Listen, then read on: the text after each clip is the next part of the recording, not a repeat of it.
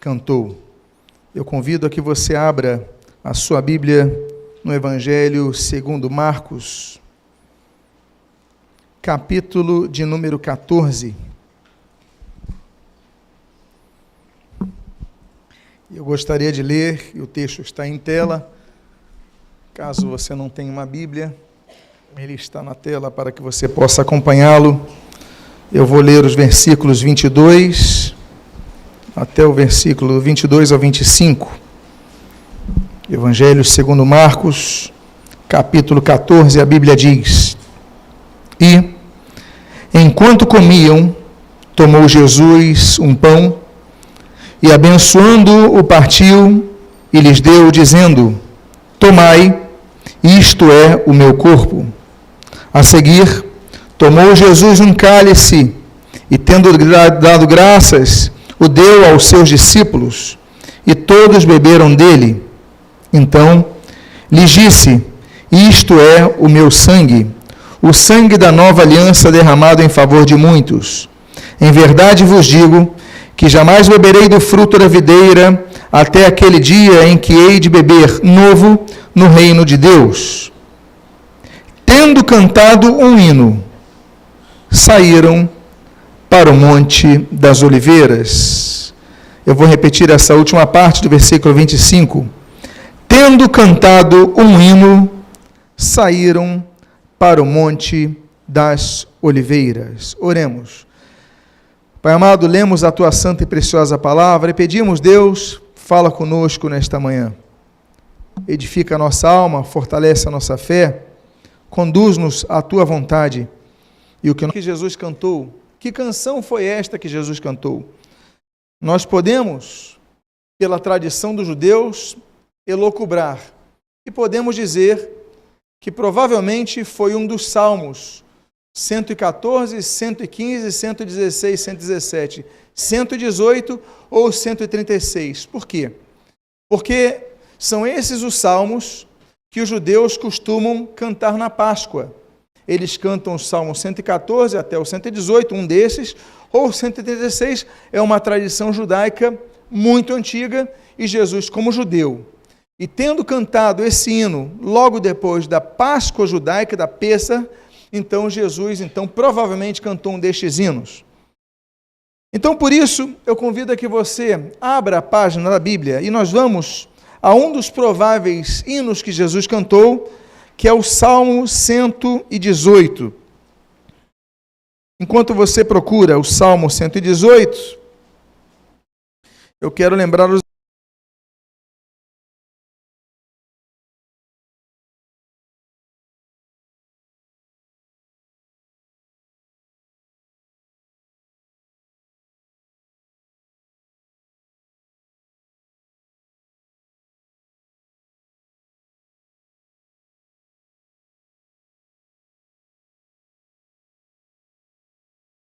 chama Salmos, que é uma tradução baseada numa tradução grega do Antigo Testamento, chamada Septuaginta, por volta do século 200, do século II a.C., que, em vez de traduzir Terrilim, louvores, traduziu psalmoi. Psalmoi, em grego, daí vem a palavra salmos, significa uma música que é cantada acompanhada por instrumentos. Ou seja, a comissão dos provavelmente 70, 72, aí são tradições que dizem que traduziram a Septuaginta,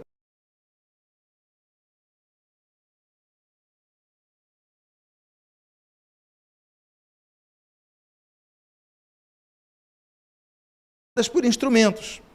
Ou seja, aí temos uma tradição da igreja cristã sempre cantar louvores e, claro, acompanhado de instrumentos, o que a igreja cristã ela tem por costume fazê-lo. Por isso o termo psalmo.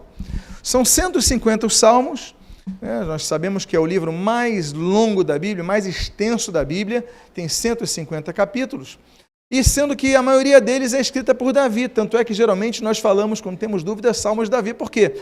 Dos 150, 70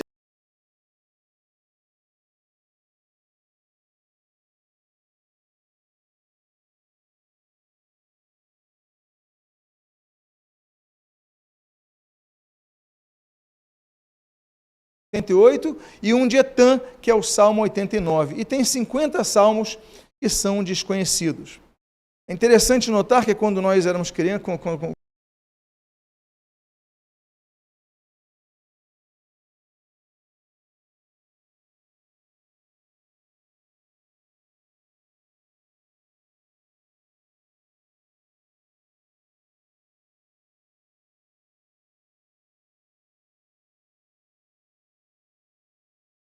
ele só aparece na Bíblia 28 vezes. Apenas 28 vezes. Das 28 vezes, ele aparece no livro de Salmos 24 vezes. Ou seja, quase a totalidade dos termos aleluia aparece no livro de Salmos. Quando não está nos Salmos, ele aparece 4 vezes no livro de Apocalipse, capítulo 19. Ou seja, só existe aleluia em 2 trechos da Bíblia, dos quais a maioria aqui estão nos Salmos. Os Salmos, nós sabemos, é interessante que eu estou com o livro aberto aí, no Salmo 118, porque esse Salmo 118 é exatamente o meio da Bíblia. A Bíblia tem 1189 capítulos, sendo que são 594 capítulos antes do Salmo 118 e 594 capítulos depois do Salmo 118. Ou seja, o Salmo 118, o que você está abrindo agora, que foi um dos prováveis salmos cantados, eu lembro para vocês, salmos são canções. Todos os salmos que você lê são musicados, são cantados. Mas o 118 é exatamente o meio da Bíblia.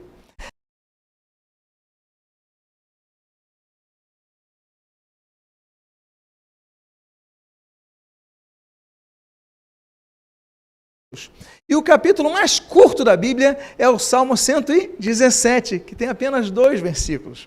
Portanto, o Salmo 118, ele não está apenas na metade da Bíblia, mas ele está no meio entre o mais extenso e o mais curto Salmos da Bíblia. Você já abriu então a sua Bíblia no livro de Salmos? Já encontrou o livro dos Salmos? Então vamos ler o início dele, que diz o versículo 1 e depois o versículo 4, e vamos buscar um pouco as referências do que nós aprendemos com a palavra de Deus no livro dos Salmos. Diz a Bíblia, e começa o salmista dizendo: rendei graças ao Senhor, porque Ele é bom, porque a sua misericórdia dura para sempre.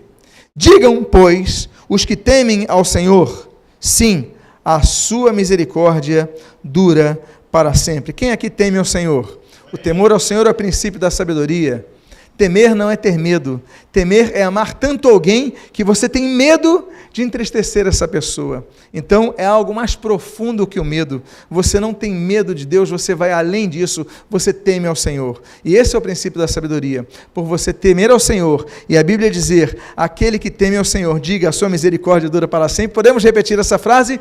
A sua misericórdia dura para sempre. A Bíblia fala de fato que a misericórdia de Deus satisfaz, como diz a Bíblia no Salmo de número 90. A misericórdia de Deus nos agracia. A Bíblia diz no Salmo de número 103 que nós recebemos de Deus uma coroa de graça e de misericórdia, ou seja, somos coroados com a misericórdia. E só é coroado quem tem acesso ao rei, quem tem direito ao reinado. Deus nos deu o seu reino por herança. Então, essa herança só nos é outorgada não por nosso merecimento, não por nossas conquistas, não por nossos méritos, não por nosso currículo, não por nossos contatos, mas essa herança que nós recebemos. Nós somos reinos e sacerdotes, como diz a Bíblia, mas essa herança que nós recebemos é pela graça e misericórdia de Deus. Por isso que Ele nos coroa de graça e de misericórdia. Mas é interessante notar que a Bíblia fala que nós devemos render graças ao Senhor, porque a sua misericórdia dura para sempre. A palavra misericórdia, ela é híbrida. Há um hibridismo nesse termo. Por quê? Porque a palavra misericórdia, ela une 2 expressões em idiomas diferentes. Ela usa uma expressão latina e ela usa uma expressão grega. A expressão latina é misere, daí vem a palavra miséria, miserável. Alguém que depende totalmente de outros para sobreviver. Ele está numa situação de miséria. Ele não tem condições de se alimentar se não depender de outro. Ele não tem condições de se vestir se não depender de outro. Ele não tem condições de morar em algum lugar se não depender de outro. O miserável, ele não tem apenas nada, ele não deixa de ter algo, mas ele depende totalmente de outro para viver. Isso é ser miserável. A palavra misericórdia, então, ela pega a palavra misere e ela une, eu falei para vocês que é uma palavra em latim, e ela une com uma palavra em grego, que é cardia.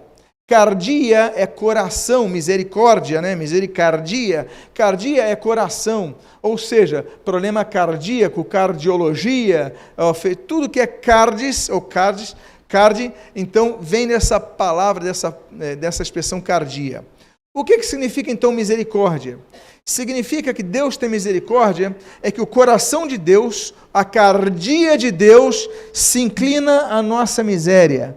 Talvez por isso seja a palavra mais próxima ao que o português é muito feliz em dizer, a palavra compadecer, compadecimento. A palavra compadecimento, aí sim, vem de duas expressões latinas, mas são muito parecidas com o português. Compadecer, padecer ou sofrer com aquela pessoa. Quando a Bíblia diz, então, que Deus é o Deus de misericórdia, nós devemos render graças a Ele, significa que nós devemos render graças por quê? Porque o coração de Deus se inclina à nossa miséria. O coração de Deus se inclina, Ele sente, Ele se compadece das nossas dificuldades. Ele sabe o nosso sofrimento. Ele sabe a nossa miséria. Ele sabe aquilo que nós precisamos para viver. Ele sabe as nossas dificuldades financeiras, mas Ele sabe as nossas dificuldades emocionais, Ele sabe as nossas dificuldades acadêmicas, Ele sabe das nossas dificuldades profissionais, Ele sabe das nossas dificuldades relacionais, Ele conhece todas as nossas dificuldades e o coração dele se aproxima a nós por isso. Por isso que o salmista, ele canta render graças ao Senhor, porque a sua misericórdia, ela permanece para sempre. E é interessante notar que no livro da Palavra de Deus, o Lamentações, do profeta Jeremias, o homem de Anatote, o profeta de Anatote, no capítulo 3, ele diz que a misericórdia de Deus se renova a cada dia. Todos os dias a misericórdia de Deus se renova. É por isso que nós contestamos Friedrich Nietzsche. Nietzsche dizia que Deus está morto. Deus gerou a criação, efetuou a criação, mas a abandonou. Não tem mais relação nenhuma com a sua criação. Nietzsche enlouqueceu, terminou seus dias conversando com cavalos. Ele não tinha noção daquilo que ele aprendeu quando novo, quando na igreja luterana, educado pelos seus pais, preparado para ser um pastor, e depois se tornou um grande inimigo da fé, mas ele não entendia que as misericórdias de Deus se renovam a cada dia. É por isso que a cada dia nós damos graças a Deus. Nós damos graças a Deus quando nos alimentamos, Senhor, obrigado pela comida. Nós damos graças a Deus quando nós compramos algo, algum bem, uma roupa, um carro, um imóvel. Nós agradecemos a Deus. Deus, obrigado porque és Tu quem nos dás. És Tu quem nos permites ter. És Tu quem nos dás energia ao nosso corpo, ao nosso físico. És Tu quem nos dás energia ao nosso cérebro, o bombeamento de sangue, ali a atividade, os neurônios intensos na nossa atividade cerebral, o raciocínio, a lógica, a percepção, a análise. Senhor, muito obrigado porque tudo isso Tu nos dás, Tu nos capacitas. Então nós damos graças ao Senhor. Eu acho muito bonito esse provável hino que Jesus cantou, daqueles que eu mencionei, os irmãos, do 114 ao 118 e também o 136, eu quero dizer para vocês uma coisa, esse salmo nos ensina a começar agradecendo ao Senhor. A primeira coisa que esse salmo faz é render graças ao Senhor, porque Ele é bom, porque a sua misericórdia dura para sempre. Dê graças a Deus agora, agradeça a Deus por algo que Deus te fez, Deus te deu nesse momento. Aí nós vamos para o texto do versículo 5 até o versículo 6, quando a Bíblia diz: em meio à tribulação invoquei o Senhor, e o Senhor me ouviu e me deu folga. O Senhor está comigo, não temerei. Que me poderá fazer o homem? Deus ouve o nosso clamor em meio da tribulação. Jesus canta esse hino, segue para o Monte das Oliveiras e tudo começa a mudar. A história começa a mudar. Por quê? Jesus vai ser preso, Aquele Pedro que naquele jardim ele vai cortar a orelha daquele jovem chamado Malco, logo depois ele vai negar 3 vezes seguidas que é discípulo de Jesus.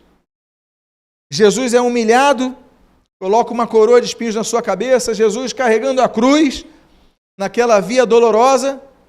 Logo depois ele vai ter a ajuda de um homem chamado Simão de Cirene, do norte da África, para carregar a cruz, mas ele ali humilhado, e nós temos 3 mulheres e um jovem João ali junto à cruz. Onde estão os 10 outros discípulos que sobraram? Onde estavam aqueles 10 grandes homens, eloquentes homens, corajosos homens, que pregavam, que batizavam, que expulsavam demônios?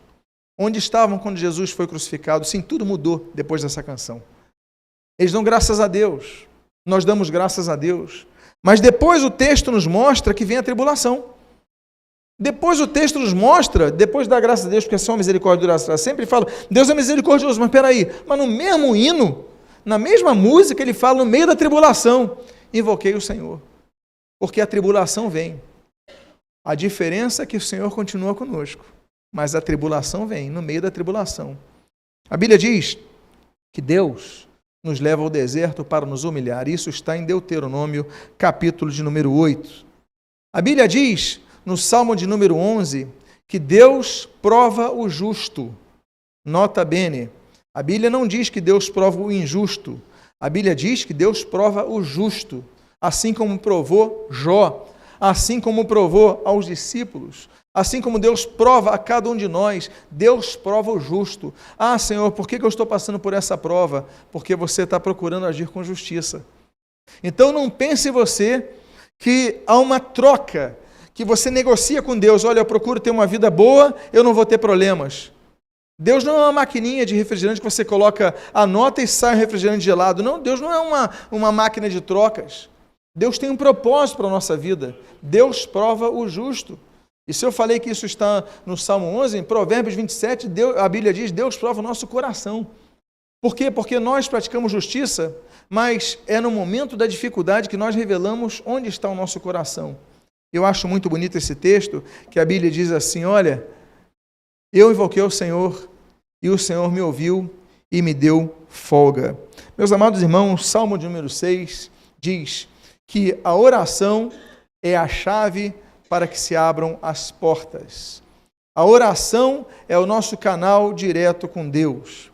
A Bíblia diz, no livro do profeta Isaías, o filho de Amós, a Bíblia diz no capítulo 38, que a oração traz cura, pode trazer cura, como foi com o rei Ezequias. A Bíblia diz no supracitado capítulo, que Ezequias ora ao Senhor, ele está doente, ele está num quadro de morte, ele vai morrer, e ele ora ao Senhor, e Deus responde, através do profeta Isaías, olha, eu vou te dar mais 15 anos de vida.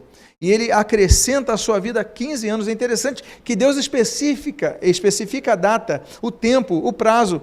15 anos a mais eu vou te dar. Deus prolonga a vida desse homem. Por quê? Porque ele orou. A Bíblia diz que, por exemplo, as orações, Deus revela os seus segredos, como em Jeremias, capítulo 33. A Bíblia diz, como nós lemos ali em Jonas, capítulo 2, que Deus ouve as nossas orações, até mesmo quando nós estamos no lugar escondido de todos.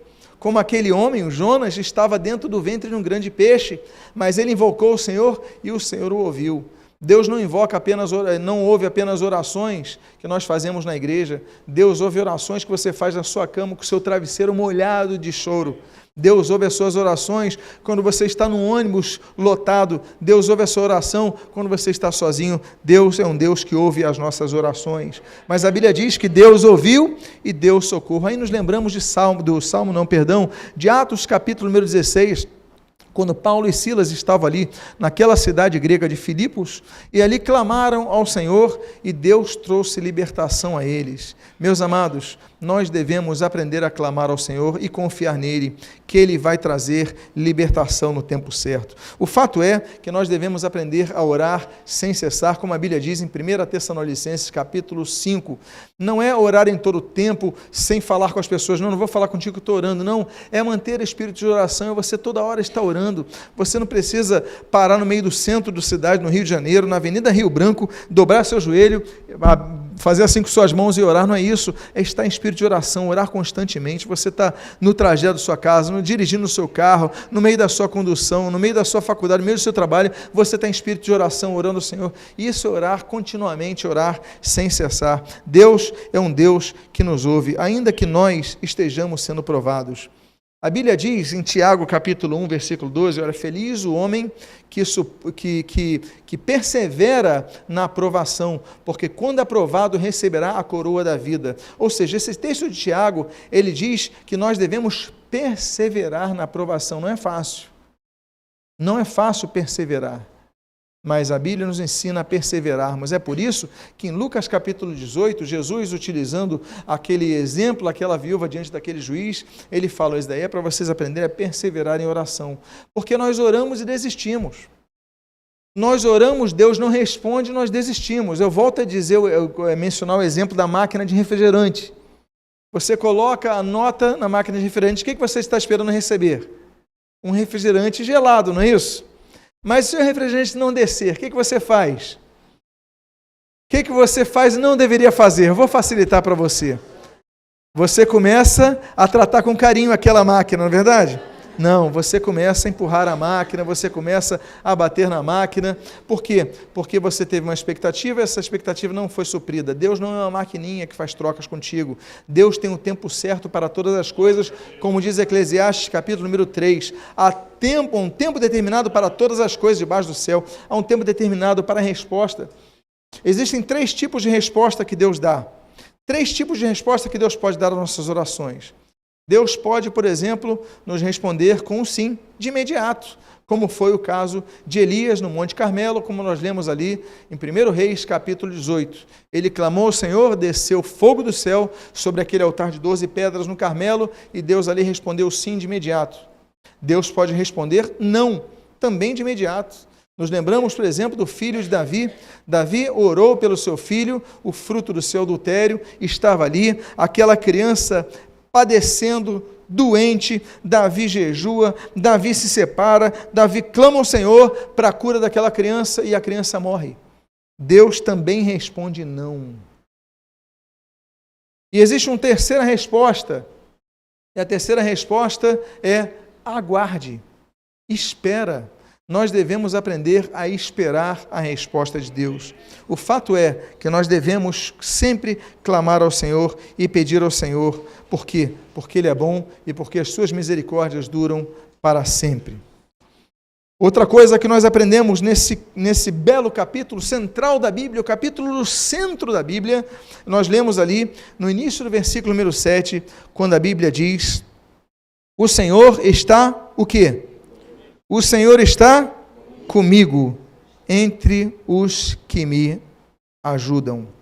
Meus amados irmãos, a presença de Deus é tudo o que nós precisamos. A Bíblia diz, no livro de Gênesis, capítulo 3, que Adão e Eva andavam na presença de Deus.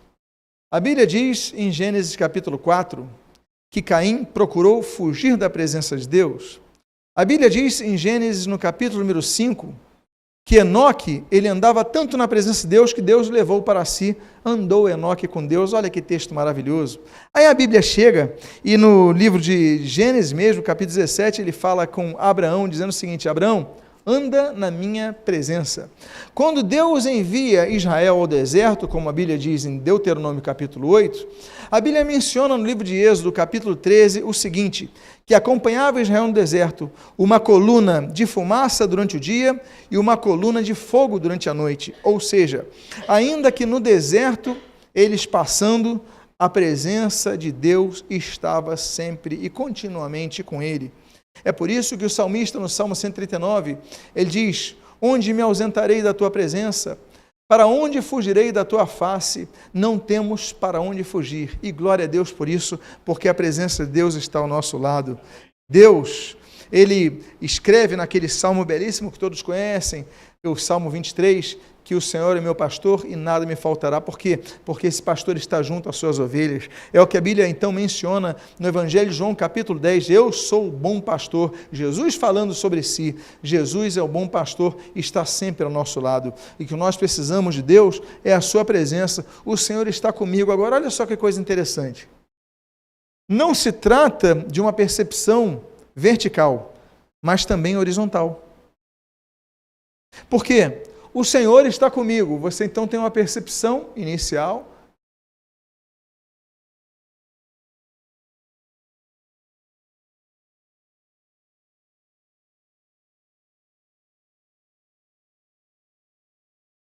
Entre os que me ajudam. Ou seja, Deus levanta pessoas para nos ajudarem.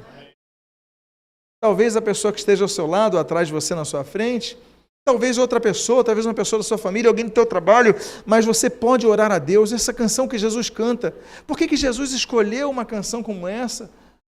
A sua última canção na terra. Por que ele escolheu? Porque Jesus, como judeu, cantava. Eles cantavam, eles tinham um salmo, eles aprenderam a cantar desde cedo. Mas por que ele escolhe realmente isso? É a última canção, para que nós aprendamos que Deus quer usar pessoas para nos abençoar. E mais, Deus quer te usar para abençoar pessoas, porque aí nós temos uma percepção, não egoísta, mas altruísta, ou seja, olhando não apenas de fora para dentro, mas de dentro para fora, eu ser um canal de bênção para pessoas. É por isso que a Bíblia vai dizer, ali em Gênesis capítulo 12, Deus vai falando naquela grande aliança, nós temos o corolário dela em Gênesis capítulo 15, mas Deus fala para Abraão o seguinte, olha, Abraão, sê tu uma bênção, ou seja, ajuda os outros. Eu quero te usar para ajudar os outros. Diga à pessoa que está do seu lado, eu quero ser um canal de bênção para a sua vida.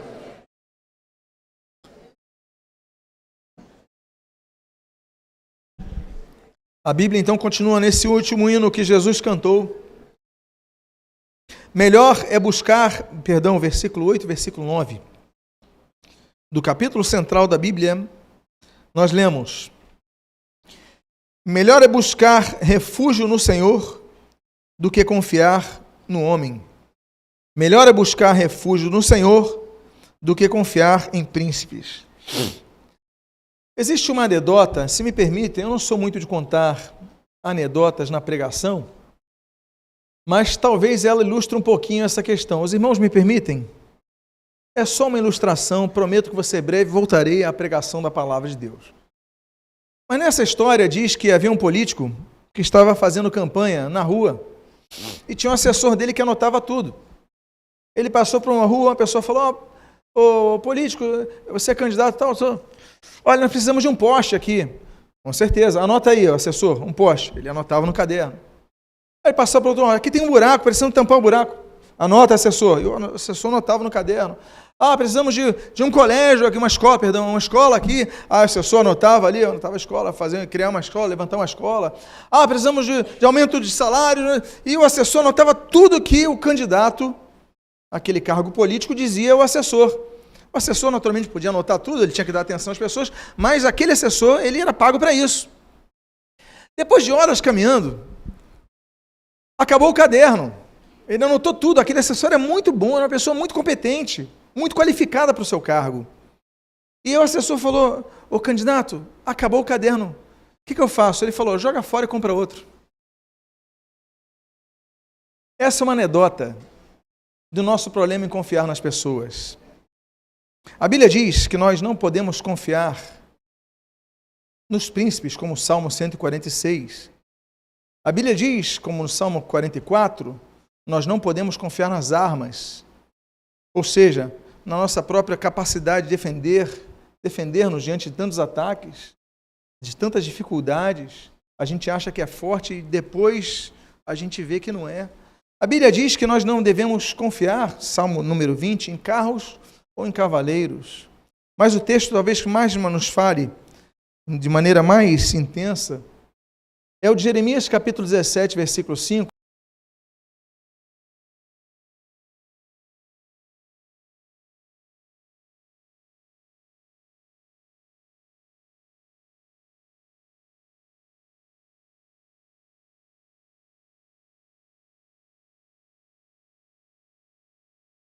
Que nós devemos confiar plenamente. e essa pessoa é Deus. Você sabe o que eu acho mais interessante nesse versículo? Vocês lembram que no início, na introdução dessa mensagem, nós falamos que o Salmo 118 é o capítulo central da Bíblia? Que nesses 1189 capítulos, temos 594 capítulos antes, 594 capítulos depois, no meio está o Salmo 119. Sabe o que eu acho mais interessante? É que o texto central do versículo, da Bíblia, o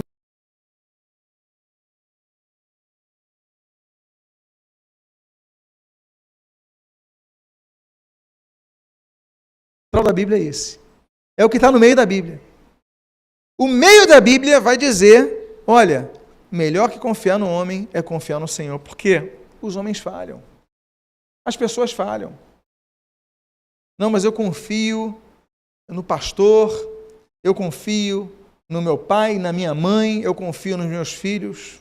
Melhor é confiar no Senhor do que no homem. Sabe por quê? Não estou dizendo que pode haver maldade nessas pessoas. Mas o que eu posso dizer, e com certeza vou dizer, é que haverá limitações nas pessoas e, por causa disso, essas pessoas podem não suprir com as suas expectativas. Quantas pessoas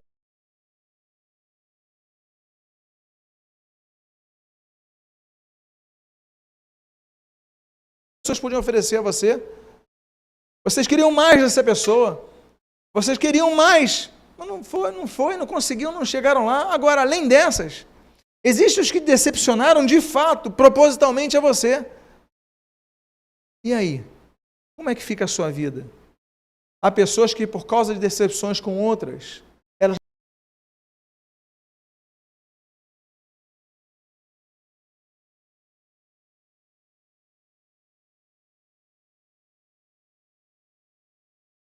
você não confia mais em ninguém. Você não tem prazer mais de estar com ninguém.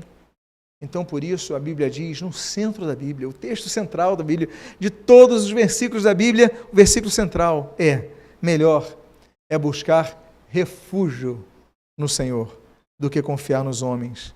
Porque na hora da dificuldade, o único que nos pode socorrer é o Senhor. Que coisa interessante Jesus cantar essa canção antes de ser entregue. Que coisa relevante Jesus cantar essa canção com os discípulos. Antes de haver toda aquela situação, não é por acaso que assim o fez, provavelmente o fez. A Bíblia continua dizendo, todas as nações me cercaram, mas em nome do Senhor as destruí.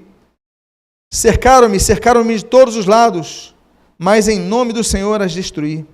Meus amados irmãos, nós temos que aprender a lidar com os adversários. Nós temos que sair da infância espiritual e amadurecermos. Porque na infância espiritual, a gente pensa que todo mundo está ao nosso lado para brincar com a gente. Mas quando nós crescemos, nós vemos que muitos dos que nos cercam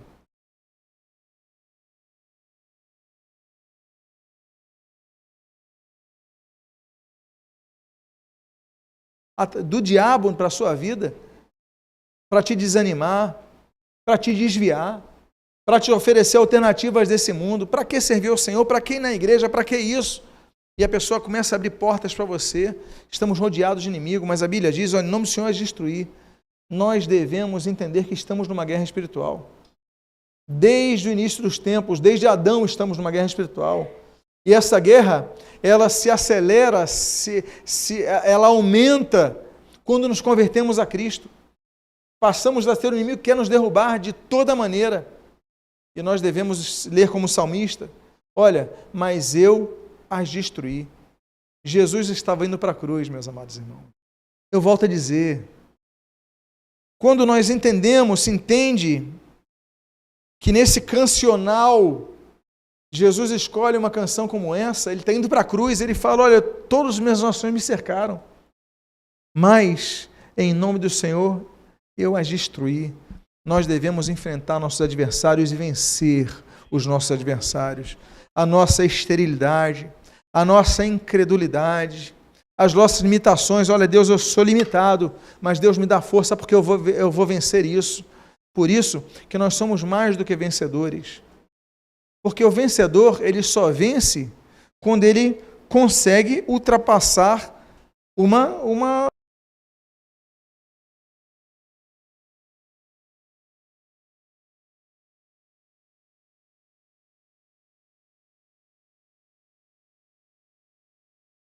queremos lutar e entrar para vencer.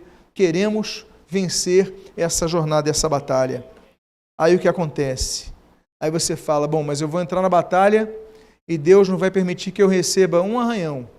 A Bíblia diz nessa canção que Jesus canta, provavelmente cantou, diz no Salmo 118, versículo 13, empurraram-me violentamente para me fazer cair, porém o Senhor me amparou. Me empurraram com violência, isso machuca. Empurraram, a Bíblia não diz me empurraram. A Bíblia diz me empurraram violentamente. Ou seja, me deram um empurrão para me fazer cair mesmo. Mas quando eu estava caindo, o Senhor me amparou. Isso é um grande consolo para cada um de nós, meus amados irmãos. Porque tem pessoas que estão sendo usadas para nos levar ao chão. Pessoas que parecem que nasceram para nos desanimar. Pessoas que parecem que a nossa vida parou por causa dessas vidas. Não aceita isso não. Você fala, em nome do Senhor, o Senhor me amparou. Me empurraram com violência, mas eu não vou desanimar, o Senhor me amparou. Diga à pessoa que está do seu lado, o Senhor vai te amparar para você não cair.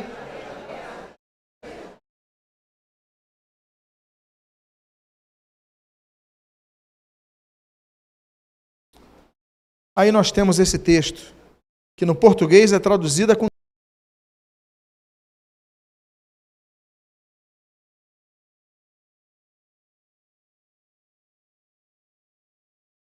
qual leio agora, diz, o Senhor me castigou severamente, mas não me entregou à morte.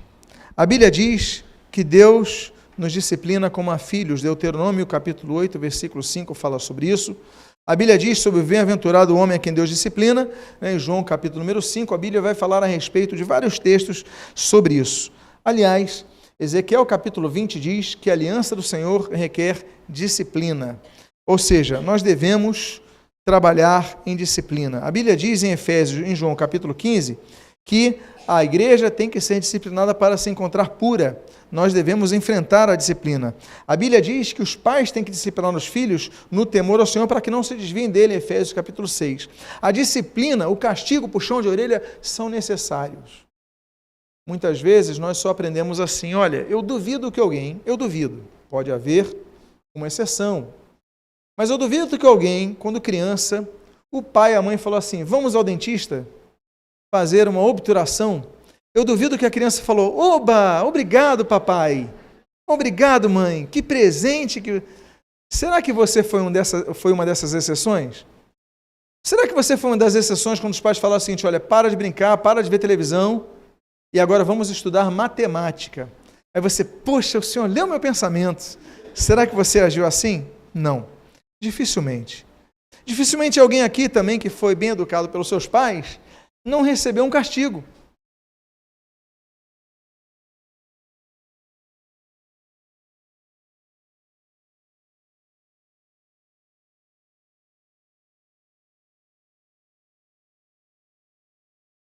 Disciplinas que o pai e a mãe têm que exercer sobre seus filhos, ou seja, os pais, o filho tem que aprender a dizer sim para a disciplina dos pais e acatá-las. Esse é o processo educacional. Por isso que a gente fala assim, fulano não é bem educado, fulano é mal educado. Por quê? Porque não passou por esse processo, não sabe se submeter, não sabe se limitar, não sabe se delimitar, não sabe seus limites. Tem hora que tem que submeter ou não dos outros. Agora, Deus nos disciplina como a filhos. E por causa disso, por causa dessa disciplina, muitas vezes passamos por restrições para que ali sejamos provados. Como a Bíblia diz, como eu citei aqui, Deuteronômio capítulo 8, um capítulo importantíssimo nessa questão, Deus nos levou ao deserto a fim de nos humilhar, a fim de ver se de fato o amávamos. É na hora da dificuldade que nós demonstramos isso.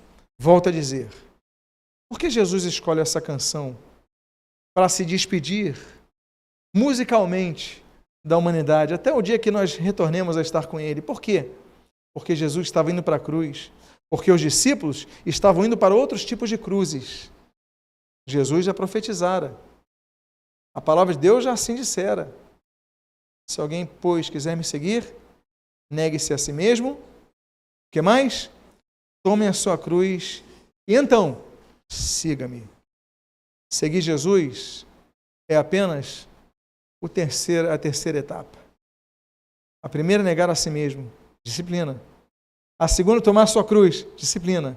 A terceira é seguir. Seguir é mais, não é fácil, mas é apenas a terceira parte de um tripé que nós devemos ter. A Bíblia diz, na continuação do texto, no versículo 19, versículo 20, abri-me as portas da justiça, entrarei por elas e renderei graças ao Senhor. Esta é a porta do Senhor, por elas entrarão os justos. Há vários tipos de porta. Há portas que Deus fecha, como em Gênesis capítulo 7, como a Bíblia diz, que Deus fecha as portas. O salmista, ele fala...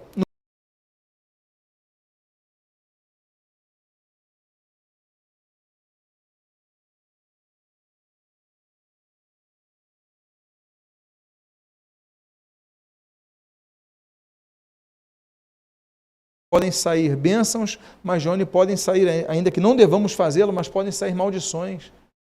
A boca traz vida e a boca traz morte. A boca destrói relacionamentos. Estava lendo que o WhatsApp, essa ferramenta de interação social, tão popular nos dias atuais, ela está um novo recurso que eu acho que durante 10 dias você vai poder apagar uma palavra que você lançou. Por quê? Porque quando você lança a palavra, quantas vezes você lançou uma palavra? Talvez por texto, mas você se arrependeu de lançar. Quantos aqui? Se eu mandasse levantar o braço, eu creio que todos. Eu não devia ter falado aquilo para aquela pessoa. Eu não devia ter mandado aquela mensagem para aquela pessoa. Mas a palavra foi. Relacionamentos foram destruídos. A língua é como uma fagulha que se estende e destrói toda uma floresta. Então a Bíblia diz, põe guarda na minha boca, Senhor. Vigia os meus lábios. Mas a boca não é apenas a única porta. Existe a porta da salvação, como o Senhor Jesus diz ali em João capítulo número 10. Eu sou a porta. Jesus é a porta da salvação. Assim como nós lemos Noé levando as pessoas para a arca para entrar na porta da segurança da salvação e ali foram resgatadas, nós precisamos entrar na porta que é Cristo. Nos lembramos da porta formosa de Atos capítulo 3, quando havia cura, houve cura naquele local. Olha, meus amados, são tantas as portas, mas eu queria falar sobre dois contextos de portas que se encontram no livro de Apocalipse capítulo 3. Quando o Senhor Jesus manda João escrever à igreja de Filadélfia, ele fala o seguinte, olha, tem portas que Deus abre e ninguém pode fechar. Essa é a primeira porta que eu quero lembrar aos irmãos. Quando Deus abriu uma porta para a sua vida, o inferno não vai poder fechar a porta. Aliás, como nós lemos ali em Mateus capítulo 16, as portas do inferno não prevalecerão contra a igreja. Quando Deus abrir uma porta para a tua vida, o diabo não pode fechar. Por isso que você tem que orar o seguinte, Deus, que não seja eu abrir essa porta, mas sejas tu quem abras a porta, como escreveste na carta a Filadélfia. Aliás, Filos Adelfos, amigo de Deus. Então, a carta de Filadélfia mostra essa porta que Deus abre. Mas a porta mais importante é a porta que se encontra no mesmo capítulo 3 de Apocalipse, no versículo 20. Eis que estou à porta e bato. Se alguém ouvir a minha voz e abrir a porta, eu entrarei e cearei com ele e ele comigo. É a porta do seu coração para você abrir, para Jesus entrar. Deus, entra no meu coração, eu abro o meu coração para o Senhor está batendo a porta, eu abro o meu coração. Não é isso que diz o livro de Apocalipse? Aliás, palavras diretas do Senhor Jesus. Então eu abro a porta do meu coração, entra e ceia comigo, tem comunhão comigo, habita no meu coração, que você possa ser uma destas pessoas. Aí o versículo 22, nós temos, volta a dizer, não é por acaso que Jesus canta uma canção como essa. Na sua despedida da terra, ele escolhe essa canção. Por quê? Porque nós temos um capítulo e um versículo que são messiânicos. Apontam para a pedra, a rocha que nunca se abala. A Bíblia diz, a pedra que os construtores rejeitaram, essa veio a ser a principal pedra angular. Meus amados irmãos, A Bíblia fala em 2 capítulos. A Bíblia fala em Isaías capítulo 28 e Zacarias capítulo 10, que de Judá viria uma pedra angular. Jesus ele cita esse texto do Salmo 118 por 3 ocasiões. Jesus ele cita esse texto do Salmo 118 em Mateus capítulo 21, em Marcos capítulo 12 e em Lucas capítulo 10. Ele cita mais uma vez esse texto, esse salmo, tanto que ele gostava de cantar esse salmo, que ele então canta essa estrofe por 3 vezes. A Bíblia vai falar sobre isso em Atos capítulo 4, a Bíblia vai mencionar isso outras vezes, 1 Pedro vai falar sobre isso, que Jesus é a pedra angular. 1 Coríntios capítulo 10,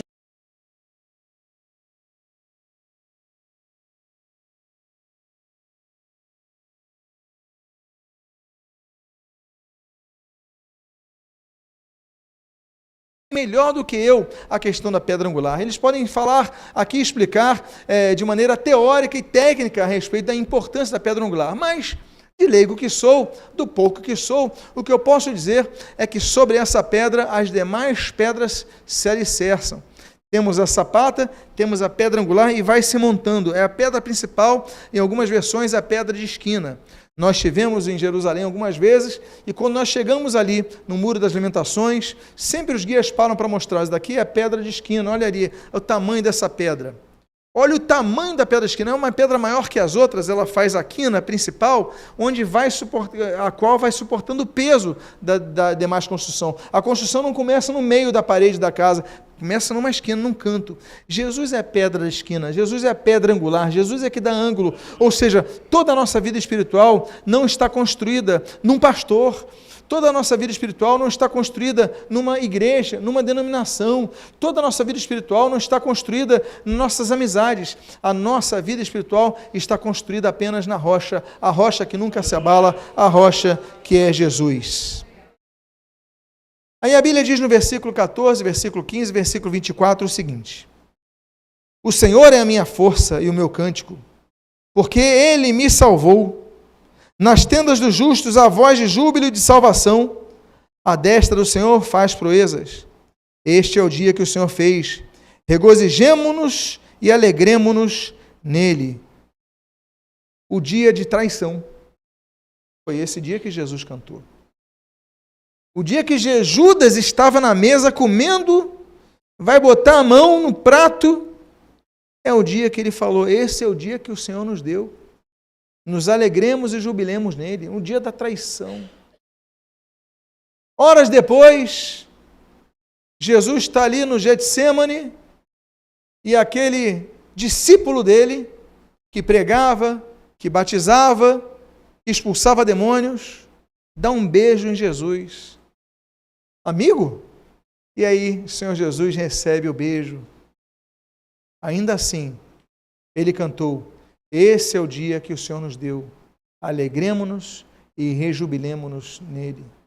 Jesus, horas depois, estaria com Herodes, estaria com Pilatos, estaria sendo humilhado, estaria sendo machucado, chagueado, mas ainda assim ele diz, rejubilemo-nos e alegremo-nos nele.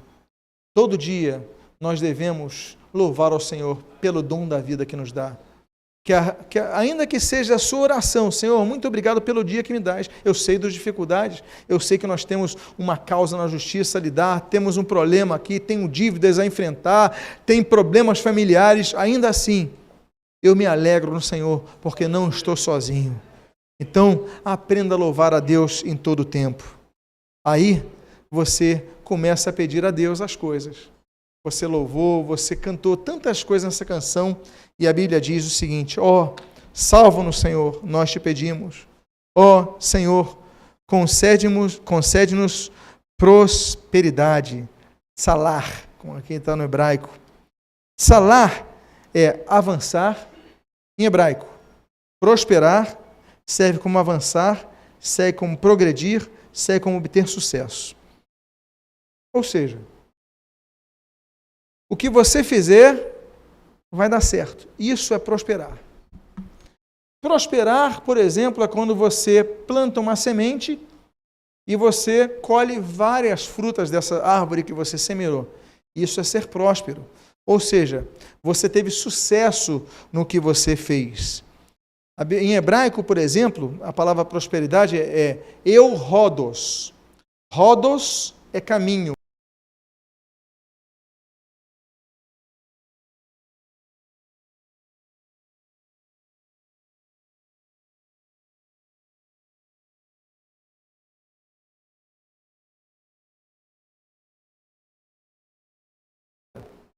Prospera em várias áreas da nossa vida. Prospera financeiramente sim. Podemos não ser adeptos da teologia da prosperidade, mas cremos na teologia bíblica sim. Tirando os exageros, existe a prosperidade financeira sim. Existe a prosperidade de alma, como diz, por exemplo, a terceira carta de João, no versículo 2, capítulo 1, versículo 2. Existem vários tipos de prosperidade, e ali ele diz, concede-nos, Senhor, prosperidade, ou seja, intervém para que meu caminho dê certo, intervém para que a minha semeadura dê certo, intervém para que meu empreendimento dê certo, intervém para que a minha família dê certo, intervém para que meu curso dê certo, intervém, prospera meu caminho, prospera a minha vida. Existe prosperidade financeira, eu já citei para vocês. A Bíblia fala explicitamente sobre prosperar pessoas financeiramente. Gênesis capítulo 26, Isaac. A Bíblia diz, Deus prosperou e ficou riquíssimo. A Bíblia fala explicitamente sobre a prosperidade de Salomão, 1 Crônicas, capítulo 27, se eu não me engano. A Bíblia fala da prosperidade de Ezequias. A Bíblia fala da prosperidade de Daniel, capítulo 6 do profeta Daniel. A Bíblia fala que Deus prospera pessoas, mas Ele quer prosperar em todas as áreas de sua vida. A área espiritual, Senhor, que a minha vida espiritual seja próspera. A área ministerial, que a vida ministerial seja próspera. Senhor, o que nós devemos aprender é pedir as coisas. A Bíblia diz, pedi e dar-se-vos-á, buscai e acharei, batei e abrir-se-vos-á. Ou seja, nós devemos aprender a buscar, a pedir, a clamar, a rogar. Meus amados irmãos, muitas coisas que nós temos, que não temos porque não pedimos. Amém, queridos? Me perdoem, por favor. Muito do que nós não temos porque não pedimos. E muitas vezes não temos porque pedimos mal. Vocês pedem, mas não recebem porque vocês pedem mal. Então nós devemos aprender a pedir com fé. Deus prospera-nos. O Senhor Jesus canta essa canção. Seu ministério ia até a morte de cruz. Claro que depois de ressurreição, ascensão, mas aquela etapa do sacrifício como Cordeiro de Deus que tira o pecado do mundo, como Cordeiro Pascal que tirava o pecado, era a cruz. Deus concede-me prosperidade. Nós devemos pedir prosperidade ao Senhor em todos os nossos passos. Amém, queridos? Assim como, por exemplo, nós lemos em 1 Crônicas, capítulo 21, 22, que Davi profetiza sobre Salomão, olha, que Deus te conceda prosperidade, para que ele pudesse construir o templo, para que você consiga construir algo na sua vida. Então, diga à pessoa que está do seu lado, que Deus te conceda prosperidade. Diga à pessoa que está do seu lado.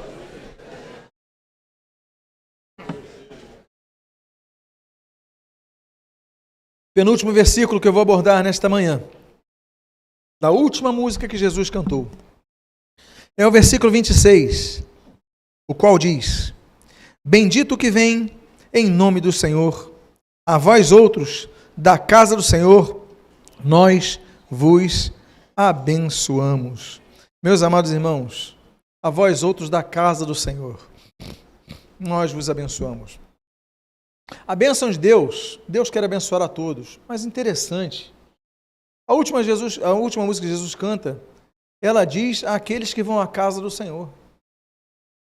A igreja, ela é importante, não apenas importante, é necessária para o crente, para o salvo, para que ele possa permanecer firme, aprender, se edificar, louvar em conjunto. Eu volto a dizer, Deus está em todo lugar, Jesus está presente, Jesus é Deus onipresente. Mas por que ele falou, onde 2 ou 3 estiverem reunidos em meu nome, eu estarei? Por que ele não falou, onde um estiver reunido em meu nome? Mas 2 ou 3 estiverem reunidos em nome, porque a importância da igreja estar junto. Já demos um estudo sobre isso, em breve vou dar outro estudo sobre isso, mas é importante a igreja, a coletividade. Um é dedo, outro é mão, outro é braço, outro é antebraço. O dedo só tem função se estiver junto com a mão. Se ele estiver fora do corpo, ele não vai ter função, não vai ter utilidade. Nós devemos nos unir, nós devemos estar juntos, nós devemos congregar na casa do Senhor. Olha, a primeira etapa para alguém se desviar, a primeira etapa, claro, começam as setas do inimigo, mas a primeira coisa é deixar de congregar. Você deixa de congregar, você deixa de estar na casa do Senhor, você começa a esfriar. Aí você fala, não, eu estou com Deus, estou bem, não preciso de igreja e tal. É o discurso que se repete sempre. E você acaba desviado, frio na fé, sem crer em nada, só questionando as coisas, só polemizando. É fácil. Polemizar todo mundo sabe. Agora, congregar, ceder, aprender, somar, abençoar. Olha, vós outros da casa do Senhor, nós vos abençoamos. Então, nós somos um corpo e devemos congregar. E por fim, eu finalizo com o versículo 29, que você, quando lê-lo, você vai reparar que você já ouviu isso em algum lugar. O que diz o versículo 29? Rendei graças ao Senhor, porque Ele é bom, porque a sua misericórdia dura para sempre. Nós lemos isso antes? Nós lemos isso onde? No primeiro versículo. Assim como nós começamos, nós finalizamos. Nós começamos rendendo graças ao Senhor e reconhecemos que precisamos da sua misericórdia. E Jesus encerra a sua canção, essa canção, dizendo: eu já pedi, eu já falei da presença dele, eu já falei da importância da igreja, já falei de tantas coisas, da oração, da fé, da perseverança, tantas coisas a gente aprendeu nesse Salmo 118.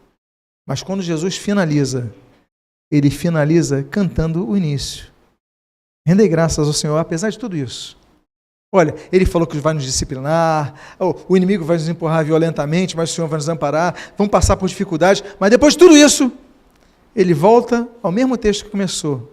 Apesar de tudo isso, rendei graças ao Senhor, porque Ele é bom, porque a sua misericórdia. Vamos ficar de pé. Vamos agradecer ao Senhor. Jesus conclui como começou. Nós devemos começar a nossa vida e concluir a nossa vida rendendo graças ao Senhor, porque Ele é, porque a sua misericórdia para sempre.